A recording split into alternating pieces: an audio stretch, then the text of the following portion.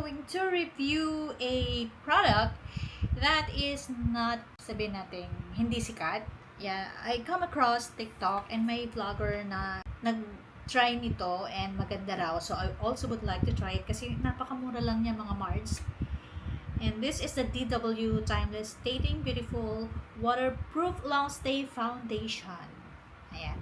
Actually, mga Mards, I already tried this.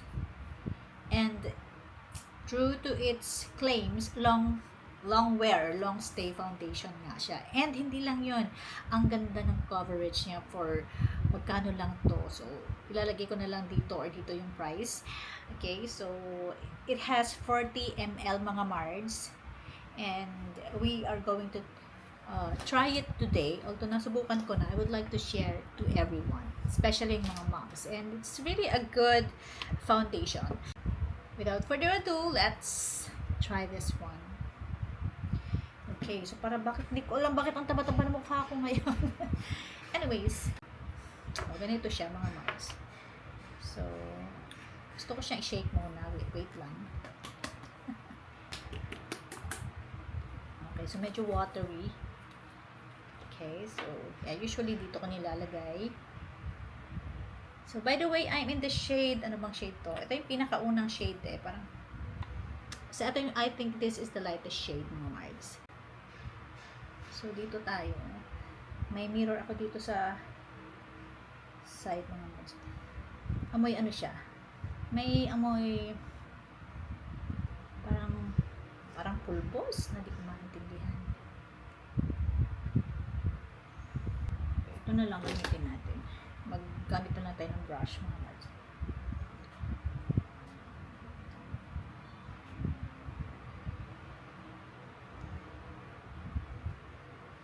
So, wala ba kayo napapansin mga Mards?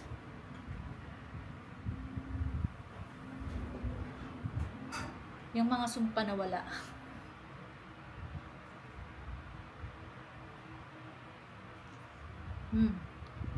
Nawala ang mga sumpa.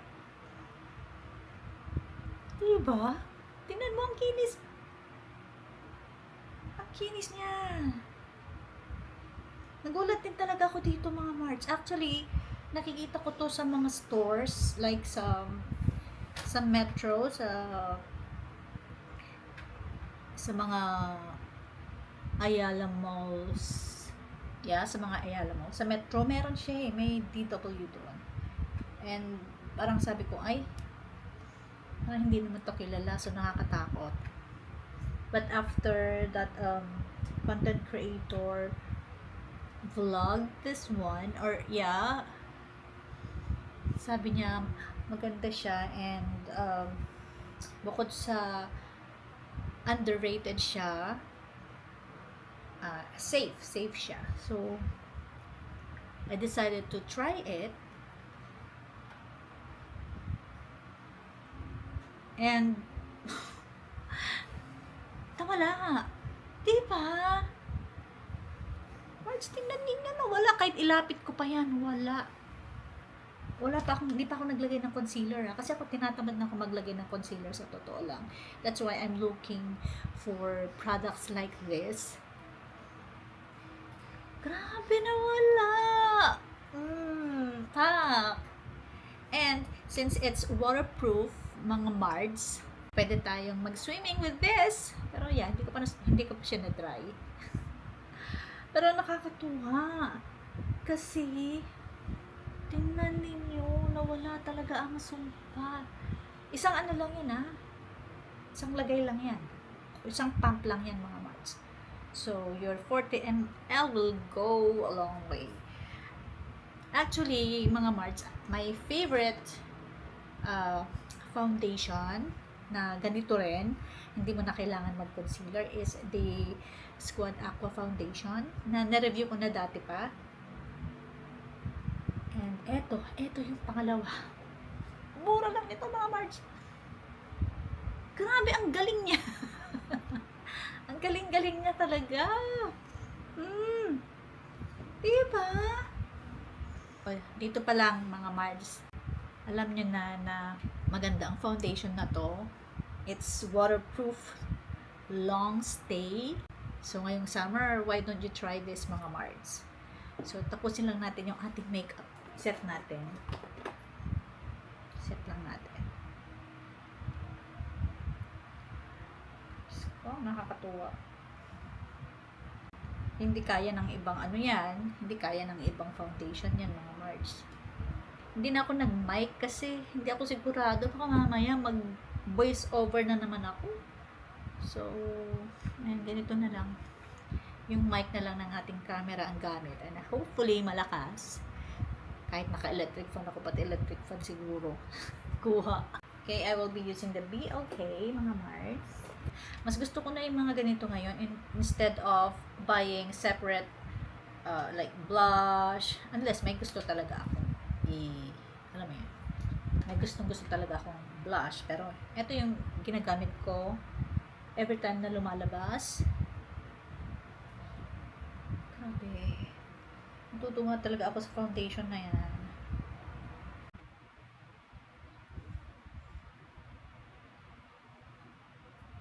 Let's finish the makeup.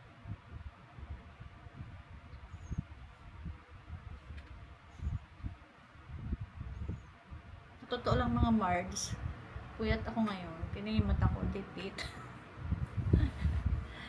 Ngayon ko pa naisipan mag-vlog.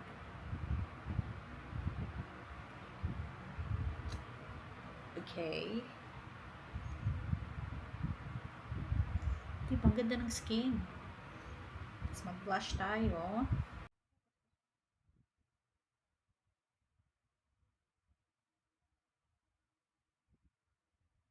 So, wala tayong ilaw ngayon mga March. Ang ginagamit ko, natural light. So, ito yung window. Binuksan ko na lang.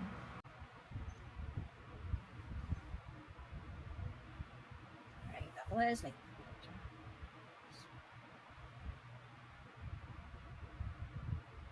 okay. So, kapalan lang natin konti yung ating brows using Queen Bella.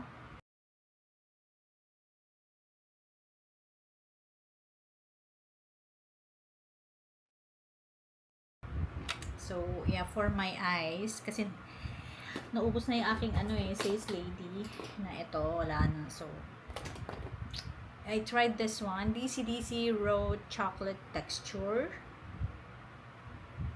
Maganda siya. Ganito yung itsura niya sa loob. Ayan. Nagamit ko na kasi siya. Meron siyang parang net or something. Tapos, ito wala lang, parang pangtakip lang. And then this one, ito yung gagamitin mo. Okay siya, mga Mards. Kaso, pag nagpawis ka, nagkaano siya? Nagkakalat. And pag nagkilamos ka, ayan, nagkakalat. Wala lang akong magamit today. So, pagtsagaan ko na lang.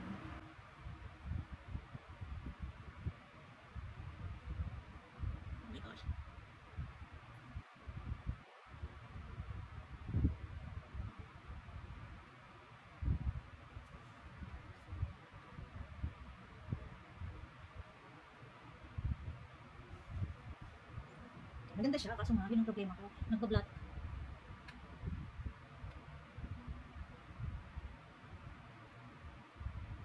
Alam mo yun, yung makakapag-drawing ka siya. Makakapag-drawing ka ng ayos. So,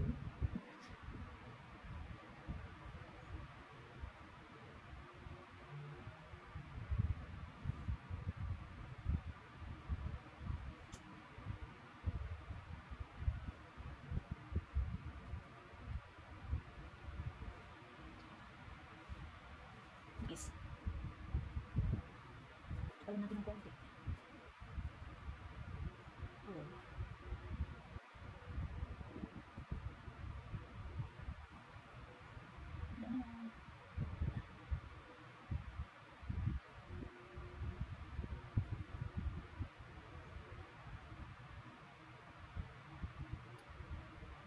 Oh.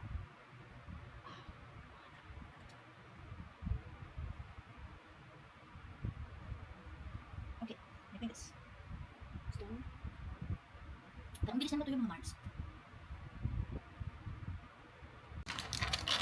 Yeah, I'm also using DW Lip Matte Queen Set. So, set siya. Kaso yung isa, ginagamit ko na kasi. So, nandun sa baba. So, iba-ibang color yan mga words. Hindi ko na isa-swatch para sa inyo kasi mahirap tanggalin.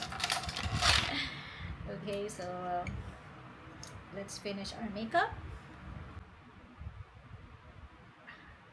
Oh, this is picture.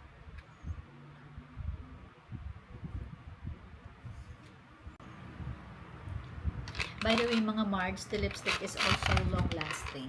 So, hindi pa tayo nag-set ng powder. So, mag-set muna tayo ng powder. Okay.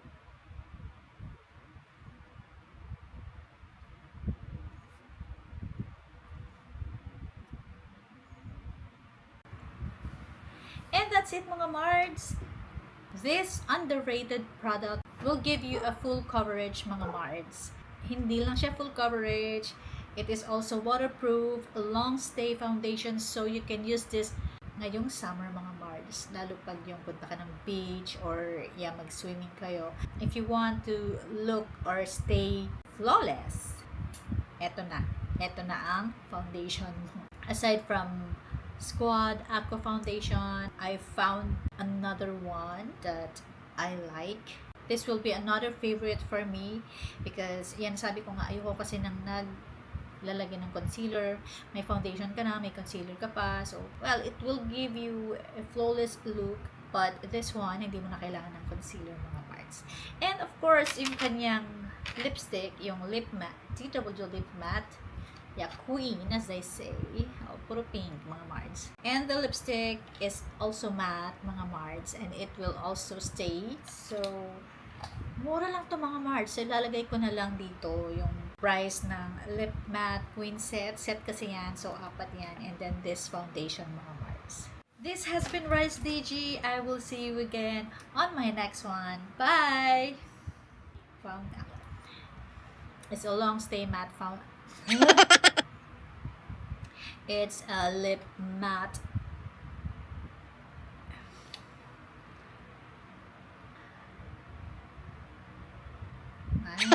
This underrated product is ano ba? This has full coverage as it's